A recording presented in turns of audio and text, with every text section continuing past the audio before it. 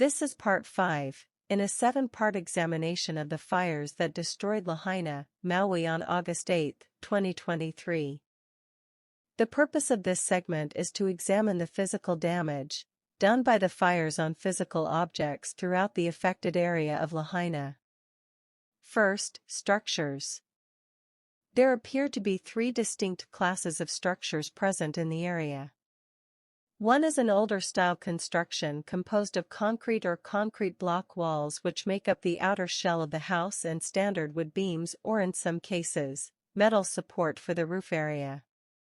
There is probably also a slab concrete floor, with remaining rooms using standard wood standing frame. Secondly are multi-floor apartment-style buildings. They are similar to 2-story motels in other parts of the country, which are basically concrete shells with metal standing frame interior construction topped off with wood roofs and shingles. Finally, larger commercial buildings are almost entirely metal in construction with large metal I-beam main supports for the roof. Many of these buildings also support extensive solar panel arrays. It is understandable that conventionally constructed houses, with shingle-covered wood roofs may catch fire when exposed and hit with flaming embers. It is also possible, for homes with a lifestyle, where open access to the outdoors might place them at greater risk of fire due to flying embers. But to see every such constructed residence experiencing almost the same level of complete desiccation, except for any remaining concrete and metal objects, causes one to pause and question what natural process happened here. Many of the commercial buildings were metal. Their construction was a standard metal framework composed of appropriately sized I-beam type supports, covered with what appeared to be corrugated type sheathing, for the sides and roof area. A good percentage also had large solar panel arrays attached to the roof. Very few had much natural fuel surrounding them to have ignited them from the outside. All appeared to have fires that had begun from within. Most appeared to have collapsed after the fires weakened the metal to the point where it became pliable and failed to support the roof load. Saying that this fire was strange is an understatement. Here are a few examples. Aside from the fact that structures caught fire, it is the type of structure and how it may have caught fire that is in question. Take, for instance, the parking garage along Baker Street that was reported ablaze at 4:28 p.m. on the 8th. What was burning? Trash cans? Cars? The entire building is constructed of reinforced concrete. If it were the cars within, how did they catch fire? So what we have is a mass of metal, like vehicles all over Lahaina, waiting to ignite. Even more odd is a smaller structure that had a second-level parking area located at the intersection of Lima Hanna Circle and Lima Hanna Place. Earlier images show the capability of parking some 25 to 30 vehicles at that level, thus indicating its load-bearing strength. Later images show that part of the structure having collapsed onto the ground level, as if it had been hit with a downward force, and the walls of the adjoining part of the complex lying flat on the ground, as if modified by an explosion. A secondary area of damage, at the rear area, a parked vehicle. It is difficult to understand how a structure which has been constructed of concrete and designed to hold its own weight and the massive weight of multiple vehicles could simply collapse under the influence of a fire.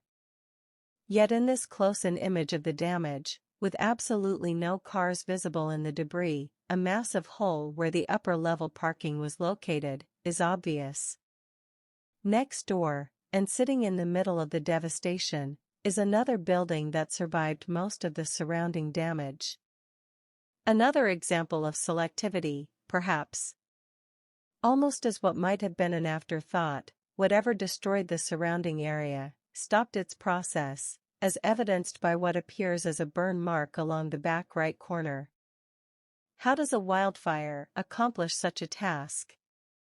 It is almost as if something that is producing intense heat had migrated from its path and was abruptly terminated. I do not possess a photographic memory, but for some reason am cursed with an ability to link certain coincidences. One is that, as covered in a previous segment on directed energy, the very heart of the active denial system, the gyrotron, can heat metals to thousands of degrees in 1 second, thus possibly being the cause of I-beams approaching a temperature that allows them to become pliable.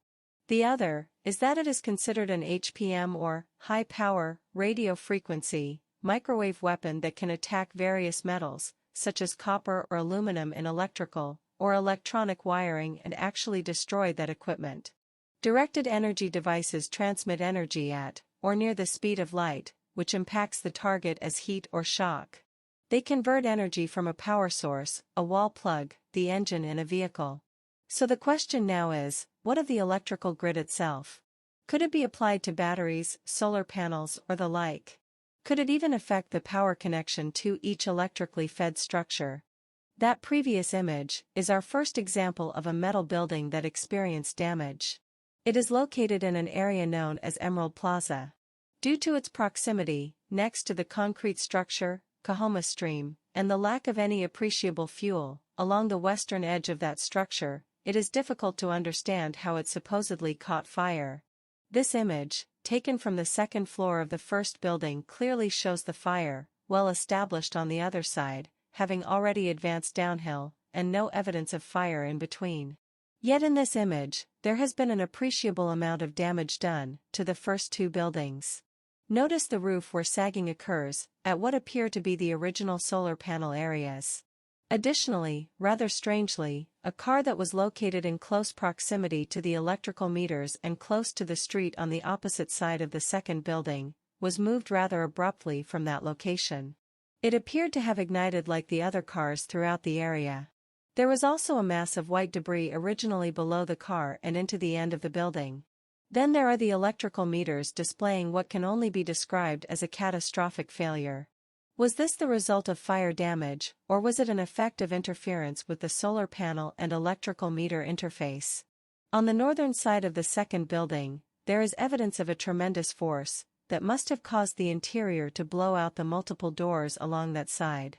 Continuing slightly northward in the same area, reveals another odd effect of this fire, its seeming selectivity in its destructive path. Take for example the end loop of the Emerald Plaza complex. The developed area sits adjacent to a patch of grassland that, along with the intense winds, have continually been blamed for igniting the structures throughout Lahaina.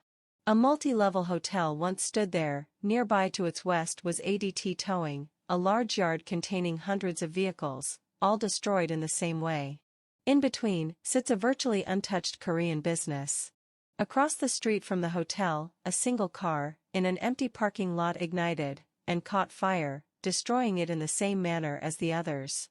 Total incineration of everything that could burn or be melted into a pool of slag, all except the basic body metal.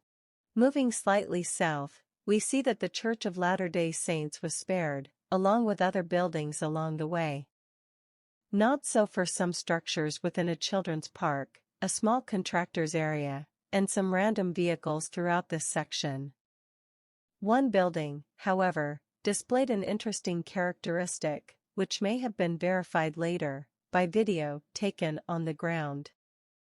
Its 4 storm drain grates all appear to be emanating black smoke. More on that particular site, however, later. We need to examine what may have been the original focal point of the fire in this immediate area. The largest structure, a multi-level hotel. As indicated before, I notice detail that may be out of place. What seems on the surface to be a string of coincidences may result in evidence of something else. Before even examining the immediate area of the hotel, something curious caught my eye. It was this black-colored fluid, marked in red on this aerial image, that ran down the Kahoma Stream structure and angled exactly in toward the hotel property. It appeared to be able to pass under and into an auxiliary drainage ditch, marked in yellow, which then continued on downhill. My memory reminded me of 2 posts that were made early on by residents, that Kahoma Stream was on fire, and that in some area, the fire had come up from the ground. Looking at this 5-story, extremely well-built structure, it is curious that what amounts to a small grass fire behind it was the cause of its demise. Was the black residue some sort of accelerant that had flowed into the storm drains, thus igniting and burning objects, leaving a melted strip of asphalt and a black coating on the grates as, at the previous building? Coincidentally, there are also grates at the hotel area that are blackened. The asphalt also appears to be disturbed. Perhaps we should consider either another, or additional, possibility. This image shows the right half of the structure engulfed in flames with its left side almost completely destroyed. What is actually on fire appears to be the bank of solar panels. Considering the fact that the buildings within Emerald Plaza also showed extreme damage around the roof-mounted solar panels, is there a correspondence between them and the fires that occurred? Toxic chemicals, some of the pipes melted, the water, they can't even drink it. Don't boil it because they believe that there are cancer-causing chemicals now in the water. That's right, you heard correctly, the pipes melted. What she didn't say was that they may have been underground. Why else would it be necessary to dig up an area and replace something, then reinstall asphalt as at the site in Emerald Plaza? The next structure we will examine is what was known as the Old Courthouse, located between the banyan tree and the artificial harbor area. Steeped in history, it was constructed, in part, from materials salvaged from an old 1831 fort that stood on the site. It was part of the old Hawaiian kingdom, and originally some of the materials of the last ruler's palace were used in its construction. A formidable building, composed of stucco on the outside, with clay tile roofing. It certainly was no soft target for fire damage. Indeed, with little to no fuel surrounding the area, one would expect it to have survived the fire's onslaught since the banyan tree behind it received only superficial damage. It was odd to discover that at 11:30 p.m. on Tuesday the 8th, this GOES image which captured heat signatures over this structure's location, showed both it and the library had the maximum temperature color, i.e. white, indicating that they were on fire. Yet on Wednesday, according to Reuters News, it was still intact. But on Thursday the 10th, it was totally gutted. This was the final result, and is somewhat unbelievable due to its overall construction. The fire came from behind the building. Why is the front so damaged? This building was literally constructed of rocks or stones overlaid by stucco. Its interior was reinforced with a substantial metal skeleton, which gave support to multiple floors. There were cells for lawbreakers in the basement. These images seem to indicate that the only way this structure could have been destroyed is by a fire igniting within the interior. Did metal, once again, have anything to do with it? Pay close attention to the metal guard rail next to the pillar, that appears to have caused the most black area on its surface. The next topic we need to examine concerns the damage to various types of vehicles and associated equipment during the fires that struck the area on that day. By this time, it is becoming quite apparent that all things metal seem to be responding to the intense heat the most. The first type will be all the cars throughout the area that were destroyed. The odd thing about all of them is that they all were destroyed, in almost the exact same way. This act of destruction also answers the question as to where most of the black smoke came from during the 8th. It was from all the tires that were on the vehicles which ignited from either the superheated rims or steel belting within the tires themselves. On the 8th, a Matson trailer was parked in the shade at the Cannery Mall parking lot. It was shown to be there in a video captured that day. It is surrounded by trees. On the 10th, it was captured by satellite in the same position after the fires. It was captured in another video as still smoldering on the 9th as Herzog, in his video, was evacuated to the airport. It was heated in some manner, which melted the tires on the outside, but burned the contents within as indicated by all the carbon on the open doors. None of the trees were affected in any way, nor was the grass or a vehicle parked nearby. How is it possible for only the tires to catch fire on the outside and burn to nothingness, but the exterior remain intact, while the interior of the trailer has all its contents destroyed? These are the facts. What kind of wildfire is able to accomplish this? Even trucks were not immune to what seems to be the uniform destruction of vehicles. This one, located along the side of a building in the Emerald Plaza area, was almost stripped down to its basic skeleton, all except the extreme rear of the vehicle. As an aside, notice the blue circular sign leaning against the wall. This color continually shows up close to items that survived the fire. Please notice the fact that this vehicle has dual fuel tanks, neither which had ruptured, thus indicating that they did not explode, causing its damage. Secondly, notice the type of damage. The tires were burned into nothingness, with only the steel-belted material remaining. The battery casing was destroyed, leaving only the lead plates to remain visible. The cab was completely destroyed. That vehicle was one of about 6 individual small clusters of vehicles or small structure damage, again showing a somewhat selective nature of this fire. A single car, in an otherwise empty parking lot, was on fire nearby on the evening of the 8th. It is strange to note the color blue, again, over the 2 doors on this building in the area, particularly when the other doors are a different color. There are, however, destroyed objects almost up to their location, then it stops, and then seems to resume on the other side with the car fire. In close proximity is the other building with the smoking grates, which had carbon residue, documented by Eric West in his video on the Emerald Plaza damage. Even vehicles that are specifically designed to fight fires were not exempt from this inferno. Seen here before the event, engine number 1 presents a formidable barrier between life and possible personal injury to the firefighters manning this equipment. Not so, on the night of August the 8th, when it and her crew became trapped in an area, trying to fight multiple fires.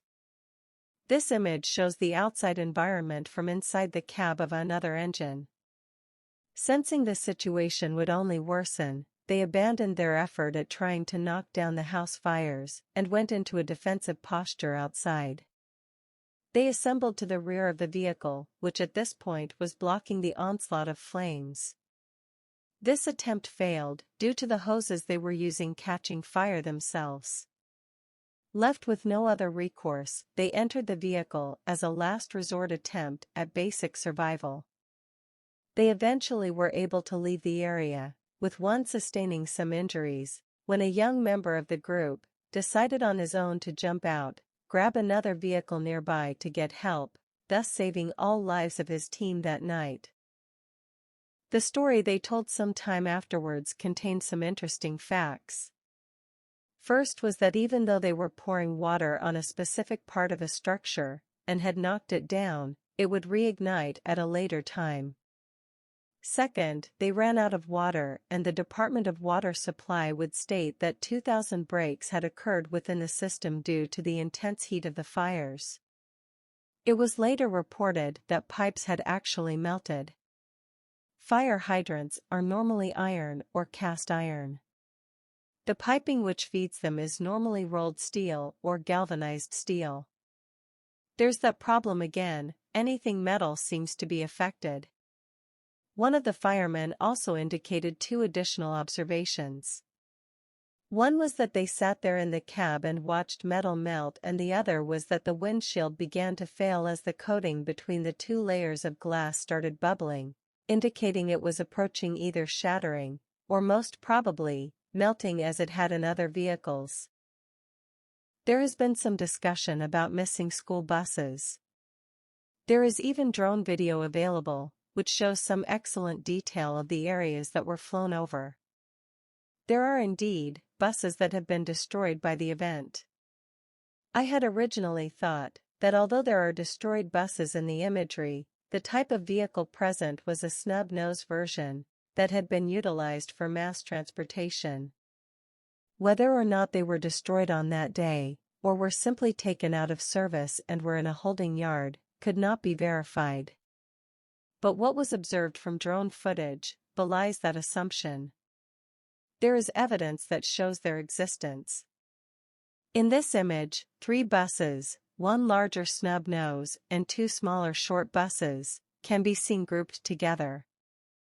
What can also be seen in the footage is that containers, both big and small, were also damaged. This effect is apparent, not only in these yards with multiple vehicles, but also throughout the entire burn area. Like the Matson trailer that burned from the inside out, the containers seem to have experienced a similar fate. This last image, captured on the 9th in his video as Jonathan Herzog left Lahaina, appears to be still smoldering from its internal heat. One of the odd things observed in this fire, that has also been seen in other so-called wildfires of this type recently, is how some trees have been affected. Either they lose some of their external foliage, but survive the event, or they burn from the inside out, thus killing the tree. Even more strange is the fact that even the root systems burn, and in some cases is where the fire may be first noticed. It is clear that this palm tree was on fire at its base and eventually lost its attachment to the ground and toppled. All throughout Lahaina, in the aftermath of these fires, we find trees that should have been totally destroyed, given their proximity to other burning structures or vehicles, but somehow survived. In other cases, the center of the tree itself has been hollowed out due to its destruction by the fire. Perhaps the key, as has been suggested by an arborist of many years that has been studying these wildfires, is understanding the particular species of tree and its moisture content. This, again, brings our focus back to microwaves, which can heat water, and if strong enough, could ignite the wood inside the tree. Even pine telephone poles seem not to be impervious to this effect. One of the lifelong skills I acquired early on in life was to be able to work with electric, both in construction and in repair. So there is a small amount of experience in that area that creates some questions concerning the electrical infrastructure damage incurred in and around Lahaina. Unless Hawaii, and therefore Maui County, has their own code, the entire nation comes under what is known as the National Electric Code, which specifies exactly how each and every electrical component is to be installed, inspected and maintained. So it is against that backdrop that we must consider the damage we are about to observe. The one thing that we must consider is that all along the process of delivering electric to your home, there are 2 important concepts. One is that everything has access to a ground, and 2, there are multiple fuses along the way that protect the entire system from surges or shorts. The first indication of odd damage was observed in Eric West's examination of the Emerald Plaza area. It is a bank of electric meters that feed one of the main buildings and are interconnected with a solar panel array that is located on the roof. Although there is a burn mark on the exterior of one of the meter housings, all the rest appear to have a melted residue that was originally the rubber insulation surrounding the copper wire that carried the electric service into the building. This is an indication that a tremendous amount of current traveled through this point, and melted, thus destroyed the wiring inside the enclosures. This also should never have happened because of the fuses designed to trip at certain current levels. This image is an example of an electrical box that allows the meter to be interfaced to a particular structure. The meter could be either analog or smart, as in the system at Lahaina. Something entered the electrical grid that day that created an actual force as an effect. How else can one explain this next image that shows one of these large enclosures having been physically detached from the wall? All over Lahaina, if one studies the available images closely, you will find similar examples. Here are but a few of them. At first, they became evident at many of the commercial sites that had multiple meter banks. Slowly, later on, the electrical damage also became evident at some residential sites. There is one residence that suffered some damage, and has become known as the miracle house that caught fire on its side but was, for some reason, spared when seen the next day. Upon closer inspection of this site, it is evident that one of 2 situations occurred. Either a fire started in the brush between this structure and its adjacent neighbor, or it started in what appears to be an air conditioning unit attached to the side of the house. The curious observation about this event is that the electrical service coming into the house seems completely untouched by any damage. Two additional facts are worth adding to this mystery at this particular site. First is that, as is the case at other fire sites, metal seems to be present as a factor. Within the area where the fire can be seen, there was a trash can with metal paint cans inside along with two small metal decorative objects, just behind and upwind of the location of the fire. Second, the resident reported that the garage door's keypad cover had been blown off the keypad and was lying completely burned on the ground. Nothing else around the immediate area of the garage was damaged in any way. The next area to examine concerns the damage done to the vehicles throughout Lahaina on that day and subsequently. It has been reported that they exploded and then caught fire. This cannot be accurate. This image is an example of a car, in another state, that exploded. In all the images that are available that contain vehicles, not one can be seen in appearance such as this. There must be some other explanation. All vehicles are different in some ways, but all vehicles are alike in more ways than they are different, as far as a host of items such as possessing glass, plastic, different types of metals, etc. It is this uniformity of damage to those items which points to their damage being caused by something artificial, rather than natural. Here is a summary of the types of damage observed in almost every vehicle that was destroyed during the event on the 8th. First, images taken during the fire appear to show an intense glow surrounding the vehicle in its early stage. As time progresses, the tires are observed burning, which cause much of the black smoke that day and night. Finally, the entire vehicle is engulfed in flames. In a few days, after the fires are out and the smoke has cleared, we are left with the remnants of once whole vehicles now appearing as skeletons of their own past. Now for specific damages observed in the available images. The interior area of the vehicle is totally destroyed. Anything and everything that can burn or melt is consumed. There are reports of seeing occupants within the burned-out cars on Front Street and elsewhere. So remains of those attempting to escape were still in the vehicles. Many times in the past, when cars caught fire on the inside, a pocket of hot gases would build up. Upon reaching a particular level, they would cause a small explosion and shatter the glass, thus allowing the gases to escape. Not so with this fire, for the glass still present in many of the vehicles is melted, a feat which requires a temperature of 2,552 to 2,912 degrees Fahrenheit. Some vehicles have aluminum parts, many of which suffered extreme damage to the point that they melted and caused rivulets of molten metal to snake away from the remaining car or truck. This included engine blocks, wheel rims and/or covers, and the like. The attachment of a cast aluminum decorative item on the roof of this vehicle simply crumbled, as a result of the fires when handled days later. Aluminum melts at 1,221 degrees Fahrenheit. The fire, or some process, obviously was hot enough to accomplish that feat. The next image shows the damage done to an engine that has been destroyed. The question, however, is how it was possible in many cases to affect a vehicle in that way, with absolutely no fuel around it to have burned initially. This particular car was upwind of the fire zone along the bypass, with a minimum of grass below it to have actually acted as fuel. There was additional and similar damage among the vehicles.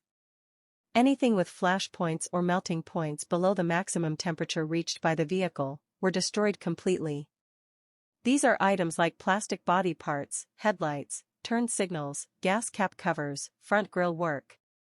An occasional anomaly will surface, however, with this image of actual doors missing from this truck on Front Street.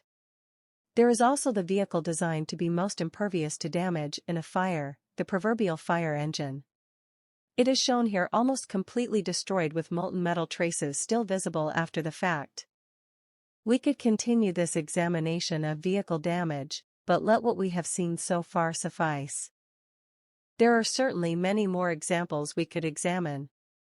It is time to look at what we will label the blue enigma. Why, in so much destruction of everything, are there so many objects, vehicles, or structures that are blue that survived? It is a simple and valid question. In order to understand it, regardless if we like it or not, there is a potential answer if we rely on scientific fact. Consider the following two short video clips. What you are watching is an experiment demonstrating a scientific process. It consists of various pieces of materials of different colors. Those colors are, as you can easily observe, are yellow, red, blue, green, and white. The experimenter also has a small blue laser, which he is focusing on each color individually. The effect is that certain colors appear burned and one in particular, the blue, does not seem to be affected. This demonstrates the two well-established processes of absorption and reflection. In other words, blue reflects, all other colors absorb. It would be one thing if there were only one or two blue items that survived the destruction of Lahaina. Certainly, there are other items of bright colors that were observed. A few red objects survived, as did green and yellow. But to continually see blue items within the middle of the rubble of destruction causes us to ask why and how. In some cases it is a single item, in others, it seems to have caused an interruption in a process that saved adjacent structures. At least that was my observation, but you can judge for yourselves as we examine the next images. As we view these images, consider the following. We live in a world of duality.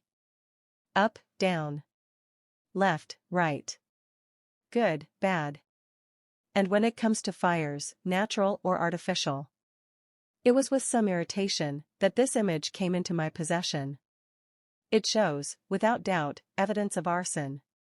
This is after the fires, 10, 11, August 12 perhaps, and the fire department is still attempting to douse fires in the Hokiokio area.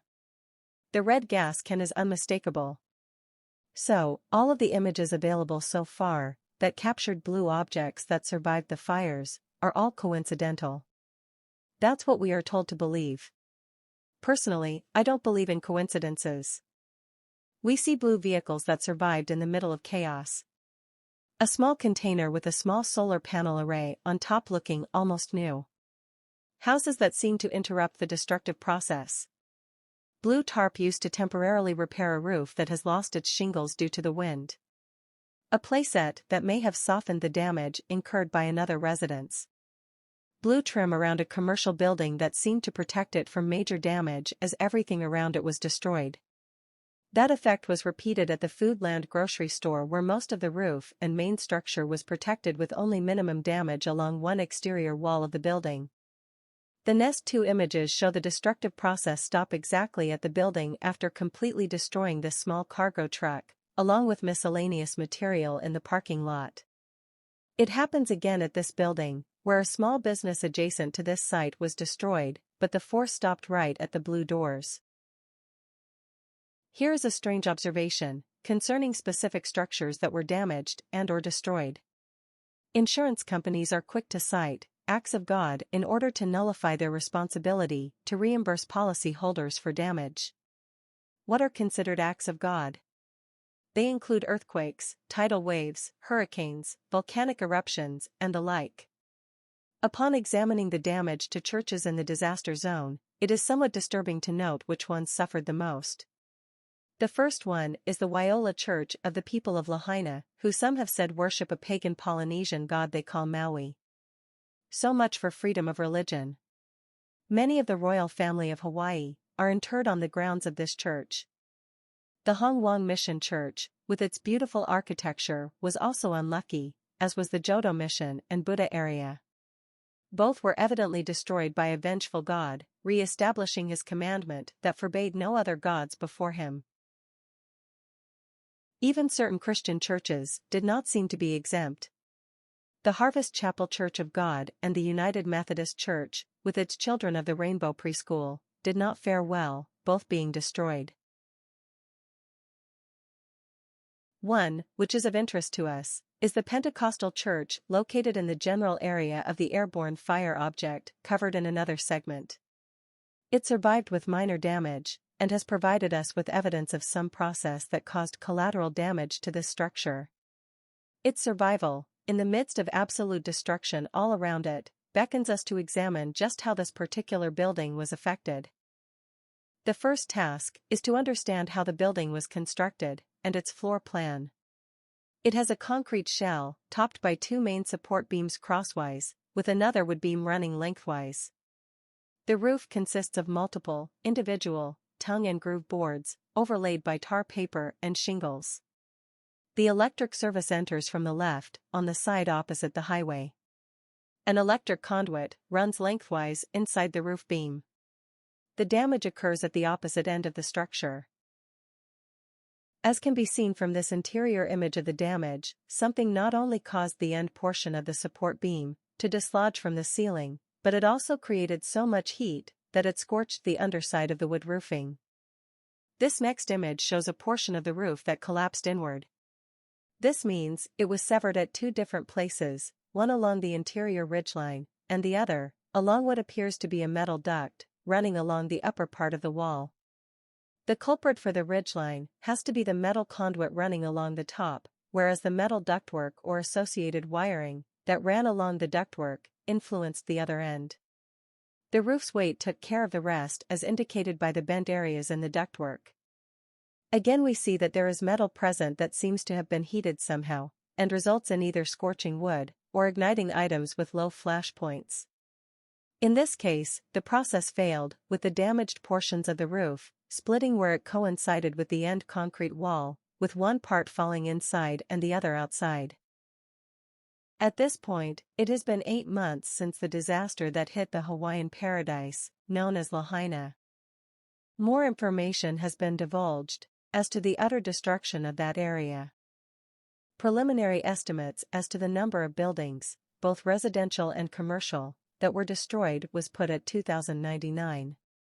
This number is somewhat low, because based on observations in drone video, there are other structures that were damaged or destroyed that are not included in either of these two images. There is one building that demands some additional scrutiny. That is the Mind's Eye, located close to Kahoma Stream and adjacent to the only telecommunications node for the area. 2 towers are located at this site, with at least one emergency generator visible at ground level. The damage to this site displays evidence similar to a classic military strike to disable communications in the area. Some force punched through this elevated parking lot, composed of steel-reinforced concrete, capable of supporting itself and some 25 vehicles, blew out a wall on the first floor, and caused the exterior walls of the adjacent building to collapse outward. How does a wildfire accomplish that task? There must have been literally thousands of vehicles that were also destroyed throughout the entire burn zone. Many were in large yards, and at or around many of the multi-generational homes that were such a large part of and history of Lahaina. Considering all the vehicles that were destroyed around residences, apartment buildings, or businesses, where are all the people that owned them? The electrical grid suffered tremendous damage, and as was the case with communications, knocked offline very early in the event. Some damage was done by the wind, which caused overloaded poles to snap, lines to become separated and fall to the ground or be impacted by flying metallic debris.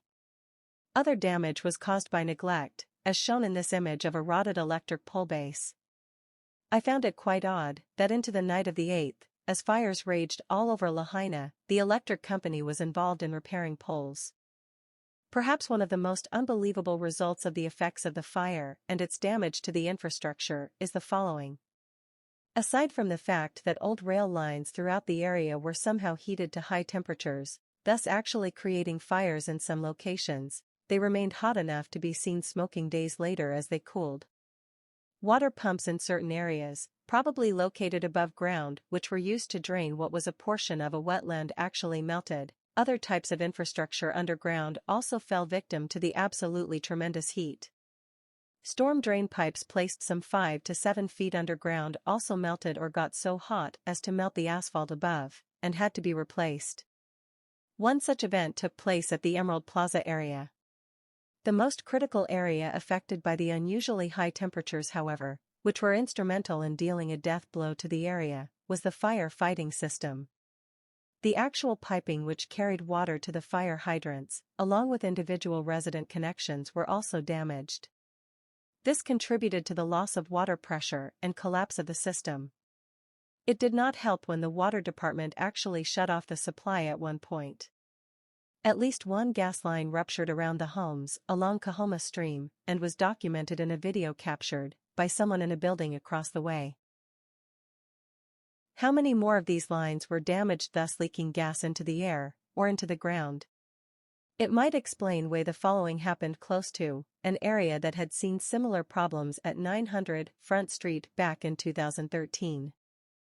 He said that they were bedding down for hurricane winds. They're used to this, so she started moving all her plants inside and moving all their cushions and their chairs and bungee cords. And he said all of a sudden a lady across the street started screaming, "Help, help, I got a fire coming up under the ground." And so he ran over there, stretched his water hose across the thing and started watering it down, and they just kept coming popping up. Everybody's screaming. Most of the vegetation that had been present in and around Lahaina, which was also a large part of what gave the area an air of being a paradise, was destroyed. Trees and their root systems burned from within. Strangely, even some telephone poles caught fire, even with no other fuel around to have been the cause. The range and extent of the final damage was unbelievable for a wildfire, considering such scant actual fuel. This was particularly true for all the large metal buildings that were destroyed. Notice the circular hole in the roof of this one. Our final example is the old courthouse and the boats at the small harbor. It is difficult to understand how many of the buildings within Lahaina were destroyed. Yes, there was natural fuel in the area, which may have contributed to some of the damage. But when one considers the composition of some of the structures, the result seen in the aftermath can be somewhat unbelievable. The old courthouse, poised in a picturesque setting close to the harbor, was constructed of stone blocks, sourced from an old fort that once stood nearby, and covered with a stucco finish. Its roof was made of clay tiles, and had an interior that had been reinforced with a metal skeleton. It was probably one of the most fire-proof buildings in the area. Assuming that the only real source of fuel was the banyan tree that sat behind the structure and was totally engulfed in flames, why was the front so damaged? The banyan tree did not actually burn, its leaves were singed and destroyed, but currently have been reported as emerging once again. So why all the damage to the building? The damage at the harbor is also a problem area. Consider the boats that were moored in the small breakwater enclosure in front of the courthouse. There is absolutely no natural fuel surrounding the area. Indeed, later GOES heat signature images will show extremely hot temperatures in the water itself as the fire developed even before it hit the wharf area. This condition was also verified by stories told by individuals whom had jumped into it for protection from the fires. Images at street level show a neat and cleanly arranged collection of craft, mostly fiberglass with some larger ones, actually appearing to be constructed of metal. The images we have concerning the harbor area are horrendous.